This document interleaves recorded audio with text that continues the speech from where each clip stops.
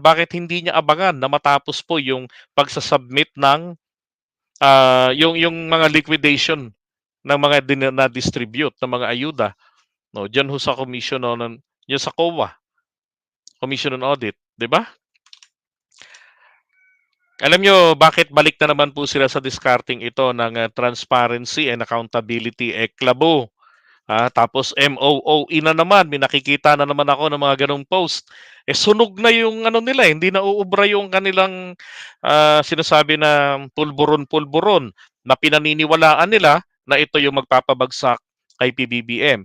So, ang tingin ko rito, ang ginagawa nila, ay pagpapahingahin lamang nila ito, tapos yung pulburonic, para sakaling makalimutan ng taong bayan, muli nilang bubuhayin. So, nagre-recycle sila ng mga issues. Ito na naman sila ngayon. Lalabas na naman dyan yung hashtag, hindi mo pera yan.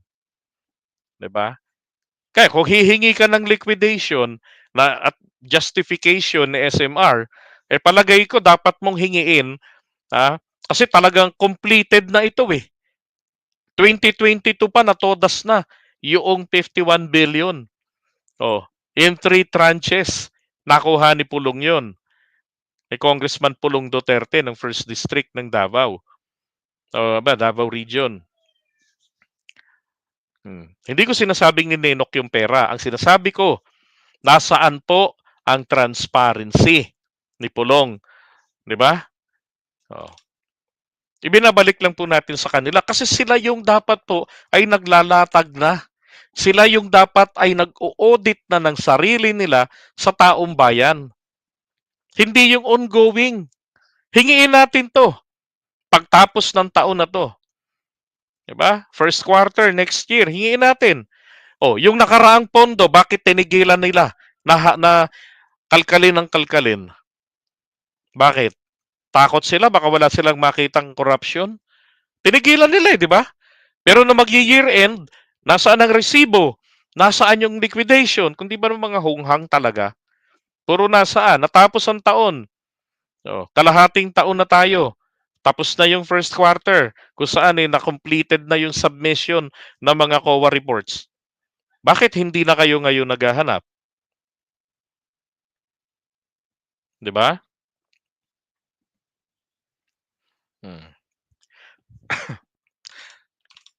Alam nyo, ang purpose lang talaga rin ng mga ito, no? Kaya nga 'di ba, ganyan, transparency, accountability, maisog rallies kahit na delubyo ang idinudulot. Ito ho yung pinaka main target nila. Nitong mga maisog paid rallies ay makapag people power.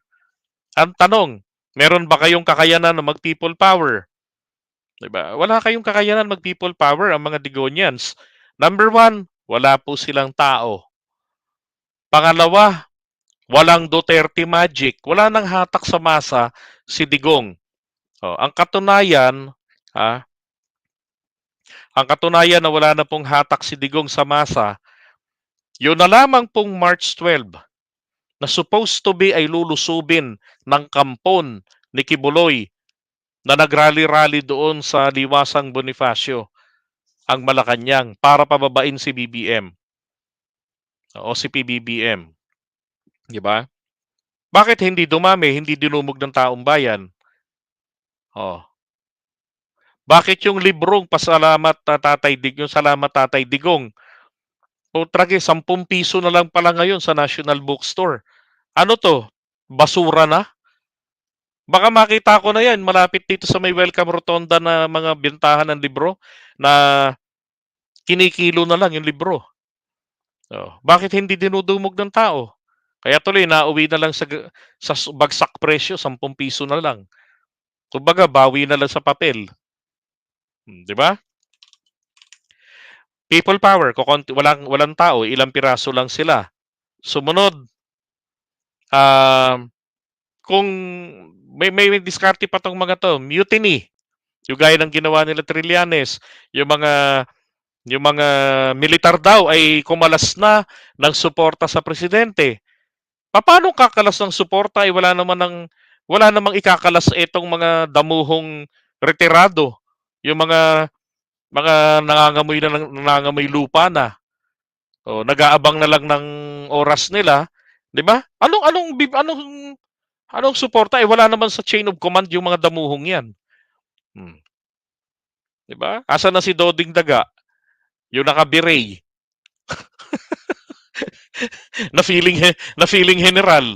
Hindi ba't nagtago yun nung makasuhan si Macanas? O, biglang nanahimik? O, si Macanas, ano nangyari? Good luck sa kaso. Hmm. Ano nangyari dun sa kanilang fake news? Hindi nila naguyo. Ha? Because nagsiset sila noon ng mind conditioning sa isipan ng mga militar na nasa active duty na nagbitiw na ng suporta sa Pangulo ang chain of command ng AFP sa pangunguna ng mga retiradong opisyal, retiradong general. O, nasa na yung feeling PA mayor? Hmm. 'Di ba? Nawala na. Mariosep. Sila ho yung nagkakalas-kalas. Ngayon, eto naman, balik-balik naman sila rito sa ayu-ayuda. Di kasi meron po silang tina-target. No? Total, ngayon, June na ngayon. So, tama na ho na mapag-usapan na natin talaga yung kanilang target. Di ba sinasabi ko sa inyo palagi, kapag ka ang isang presidente ay hindi po tawag dito, hindi po nakaabot ng um, 4 na taon no sa kanyang posisyon ay maaari itong tumakbo uli susunod na halalan. Now, kabaliktaran din naman ito na kung more than 4 years, no, more than 4 years ay halimbawa nawala yung presidente, parang yung nangyari kay Erap, no? So nag-serve ito ng more than 4 years. Ang mangyayari doon, halimbawa nawala si PBBM sa pwesto ng maaga sa maaga sa maaga sa 4 years. So sabihin natin, papalit si Sara ng 4 years and 1 month. Hindi na po siya pwedeng tumakbong presidente sa 2028. Okay? Kaya ang target po nila bago ho mag June 30 ay makapag people power na ang mga walang hiyang yan. Yun. Kaya lang ang problema nga nila, napakarami. Unang-una, ang pinaka main goal kasi talaga nila rito ay harangin ang pagpasok ng ICC. Eh hindi nila alam kung kailan. So what they're hoping for ay baka pumasok ang ICC rito pag si VP Sara na ang Pangulo. Okay. Kaya kailangan nilang matanggal sa pwesto si PBBM. Now, kapag si Sara po ay umupo ng mas maaga, disgrasya sila. Kasi tatapusin lang ni Inday yung natitirang termino ni PBBM at hindi na siya eligible para kumandidato. Hindi siya eligible for presidential election. Naging presidente na siya eh. So ang pag-asa nila ay palagpasin si PBBM, makatawid ng ilang taon. No? Tapos para si Sara ay makakandidato uli sa susunod na halalan, 2028. Pero ang pangamba na naman nila, balik na naman sila doon sa ICC.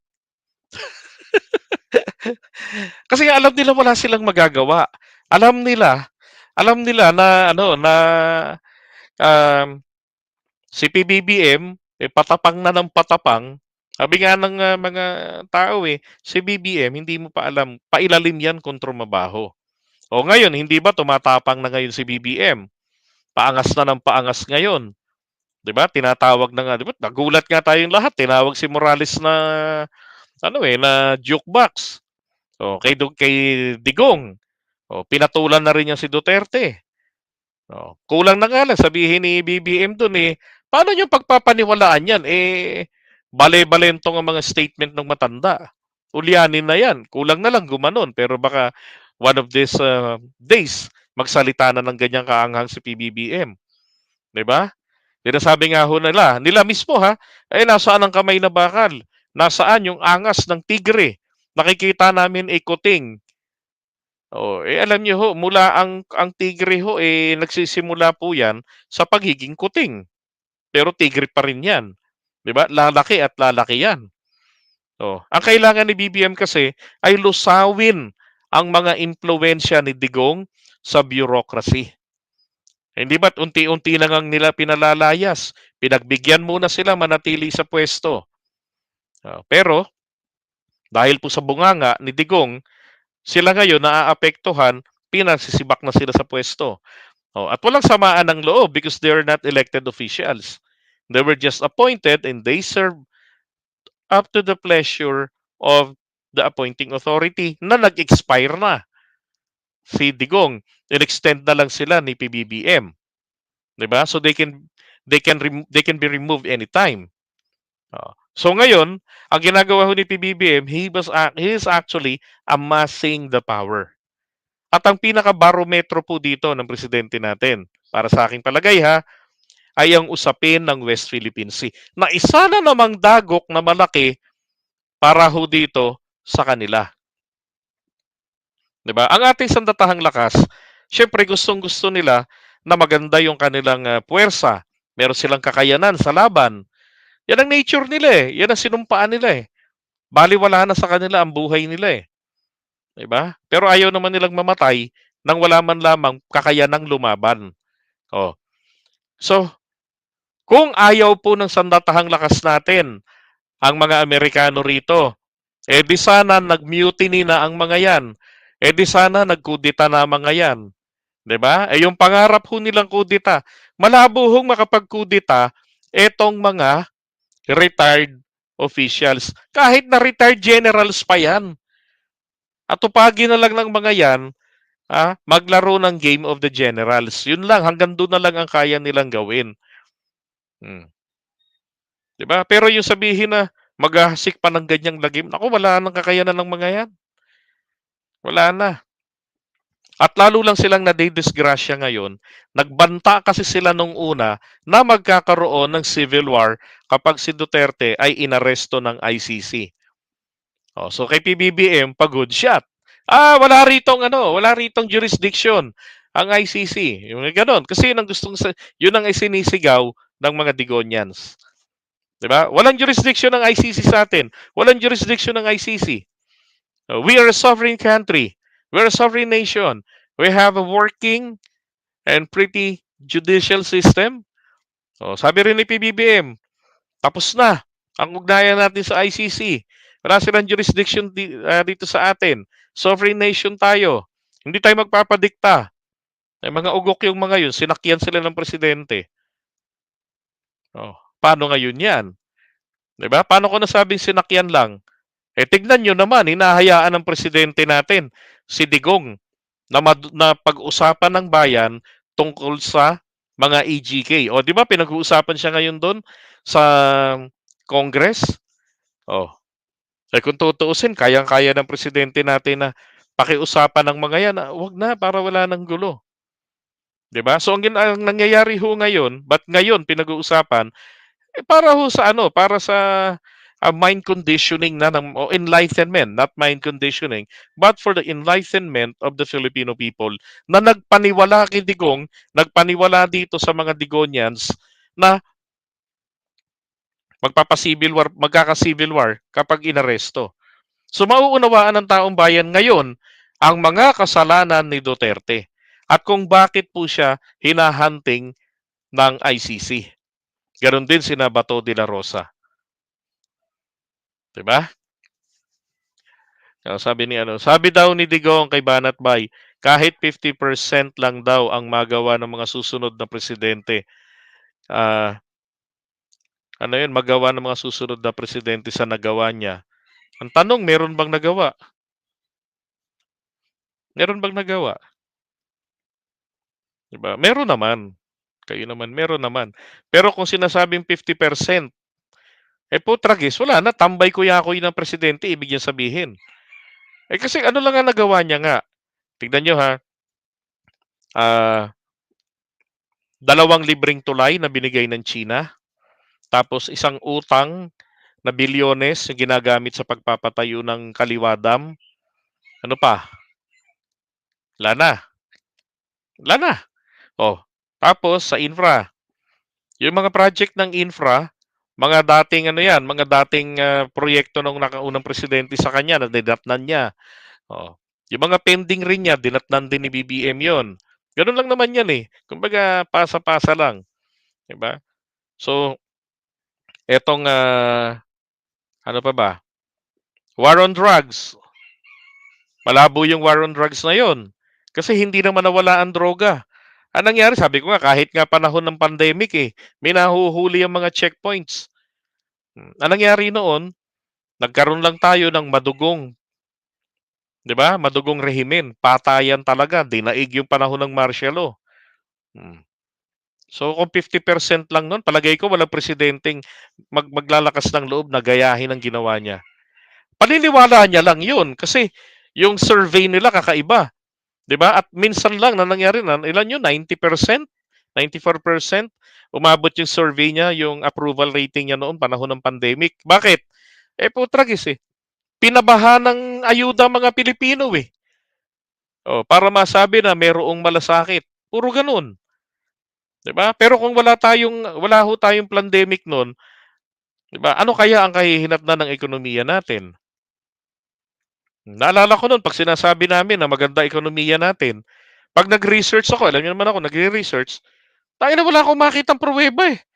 Kaya ang palusot ko na lang po noon palagi, okay, there's a number, pero yun nga lang, hindi natin maramdaman sa bulsa.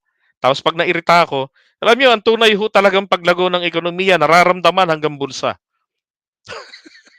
Kasi hindi mo pwedeng kontrahin sila ng ganun-ganon. Di ba? O ngayon, pumutok itong Farmally. O, meron pa dyan, meron pa, hindi lang yung Farmally, may mas malaki pa dyan. O, ano pang nagawa? Binigyan tayo ng Pogo. Buti pa yung ibang presidente, panahon ni ERAP. No, panahon po ni ERAP talagang totoo, nagsimula ya ang BPO industry.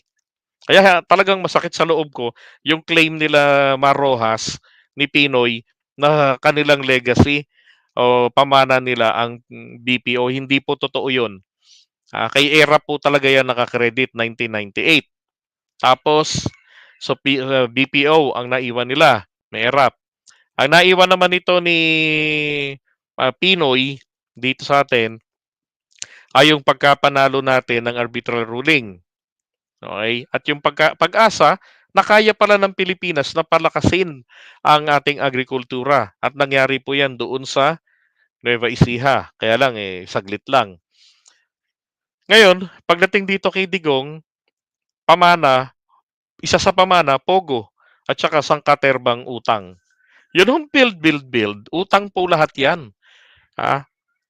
Ang kapangitan ng build ay lahat yan ay utang. Kahit na yan ay substandard yung trabaho. Lang yan, yung tawag dito, wala hong pananagutan. Alam ba, gumuho dahil sa corruption, nanenok yung mga pera. Hindi mo mapapanagot na mag-abono sila kasi inutang mo lang yun eh. Ikaw ang mamumroblema. Ngayon, ito pong PPP, kagaya kay Pinoy, kagaya kay PBBM, merong mga pribadong sektor. So kung ikaw ay magnenegosyo, gagastos ka. Kayo magmamanage, gaya ng ginawa ni Apple kay sa LRT. Na pinagawa niyang LRT noon, di ba? Ang nag-manage ng 25 years, ang Malaysian firm. Oh, kung di ako nagkakamali, sila gumastos eh. Ano yan? Parang BOT, Build, Own, Transfer. Ganon. So kina PBBM, kay Pinoy, ganon. Kidigong, talagang build. Tayo, tsaka kill. Diba? Kaya sinasabi na may nagawa, naku po. Pati ako mismo, yung may picture na maraming ganun, never kong inisa-isa yun na explain. Kasi hirap talaga ako mag-explain dun. Sabi isip ko, saan yun? At saka natural lang naman po. Ito malinaw ha. May mga nagawa naman po siyang magaganda sa bayan natin. At yan naman po ay obligasyon niya at ng lahat ng mga leader ng ating bansa. Gumawa ng mabuti, ay gawin yung nararapat na mga hakbang, mga proyekto. At ito ay hindi po natin dapat tanawin na utang na loob sapagkat ito po ay obligasyon nila, mandato natin ito sa kanila. Dapat lamang po natin silang pasalamatan dahil hindi po nalugi ang kalahating milyon halos na bayad sa ating presidente buwan-buwan. Kaya ang presidente kailangan dapat talagang masipag, masinop, 'di ba? Ganoon dapat. Hmm. And going back, ito pong kanilang pinagsusulong na maisog rallies, yan lang po talagang layunin yan. Na kapag naikot nila ang buong Pilipinas bago mag-June 30, ay maghihiyawan ng mga yan ng people power. Kaya kailangan nila ng napakalaking pondo. Ang people power pong tinatarget nila. Ayon diyan sa mga ayon diyan sa mga ang tawag dito, ah, sa kampo nila. Alam niyo naman ako, may mga kaibigan ako sa kampo nila. Ah, ang inaano nila diyan, people power po sa iba't ibang LGU. So for example, Tacloban, they're planning June 12 daw. Magtatakloban maisog sila. So yung mga taga-Tacloban, Taclobanons na binabigyan ng pabahay, na doon sa Yolanda, no, kailangan lumabas tong mga to, utang na loob. Tapos etong mga taga Davao City, etong mga taga Dumaguete City, oh, kinakailangan lumabas. So that is the kind of people power na gusto nilang mangyari. Oh, hindi yung katulad nung kay Cory Aquino noon na sa people power, diyan lang po sa EDSA naipon yung mga tao. Yun, tas nilusob yung Malacanang. Sa kanila, para daw dumami, kailangan sabay-sabay. Lahat ng nahasikan nila, lahat ng nahasikan ng morali, ng doktrina ni Pastor Digong, kinakailangan lalabas yan. Meron silang isiset na petsang yan para mag-rally. Inaabangan ko nga bago mag-June 30. Yan, kung kailan nila gagawin yan. At tingnan natin ang kanilang puwersa. Diba? Okay, so iwan muna natin 'to, tabangan na lang natin yung kanilang ano. But sa akin, again, ang apela ko lang rito kay Crisette, kay KLC, humihingi ka niyan, pwede mo namang makuha yan sa tamang panahon. Kasi may tamang pagsusumite ng mga reports. At hindi naman siguro obligado ang etong si speaker na sa kanya mag-submit ng mga report na yan at sa kanya pa mag-justify. 'Di ba? Sapagkat si SMR ay halal po ng kanyang distrito. Palagay ko, ang dapat gawin dito ni Crisette, balikan si Pulong at pagpaliwanagin sa 51 billion. Sapagkat yun po, tapos na ang panahon mula pa ng 2019, naging kongresista siya hanggang 2022. At anong petsa niya na 2024 na, 2 taon na. 'Di ba? Oh. So yun ang dapat niyang gawin. Unahin niya yung tapos na para talagang walang excuse na hindi magpakita ng dokumento sa kanya. 'Di ba? And besides, kung ayuda na tinutukoy niya ay yung ayuda na ginamit ng Kongreso, well, lahat po ng yan ay meron po yang report dyan po. At ang sabi nga ng Constitution natin, ang Book of Accounts nga raw po ay dapat available sa taong bayan for public scrutiny, provided susunod ka sa patakaran. Siyempre, sa Kongreso, ganun din. Available yan for public viewing.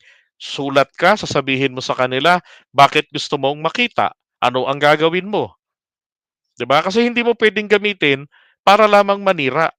Gagamitin mo ito in your own interpretation. You need to get an expert opinion para masabi, ma-confirm mo kung yung hinala mo ay tama o ikaw lang ang may tama. Alright? And then yung kanilang ending ng lahat ng ito na mag-people power in your dreams.